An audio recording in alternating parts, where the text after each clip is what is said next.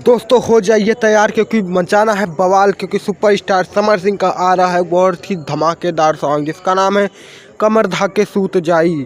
जी हाँ दोस्तों, आप लोगों को बता दें कि सुपरस्टार समर सिंह और के साथ साथ इस सॉन्ग को गाई हैं अंकिता सिंह ने, जो कि काफ़ी अच्छा गाती हैं। और दोस्तों सुपरस्टार समर सिंह के जितने भी गाना आते हैं वो बहुत ही धमाल मचाते हैं। दोस्तों यह सॉन्ग हम लोगों के बीच में कल सुबह आने वाला है। तो दोस्तों सुपरस्टार समर सिंह के जितने भी फ़ैन हैं उनके इस गाने को बहुत सारा प्यार और आशीर्वाद दीजिएगा। दोस्तों सुपरस्टार समर सिंह का यह गाना बहुत ही बवाल मचाएगा, क्योंकि दोस्तों अक्सर सुपरस्टार समर सिंह के जितने भी सॉन्ग आते हैं कमर के ऊपर आते हैं, जैसे ककारी भैलबा कमरिया लबक के कमर तो है एक नंबर के बाद, ऐसे ही बहुत सारे सॉन्ग आते हैं और मार्केट में काफ़ी धूम मचाते हैं। दोस्तों सुपरस्टार समर सिंह के आप लोग इस गाने को भी बहुत सारा प्यार और आशीर्वाद दीजिएगा।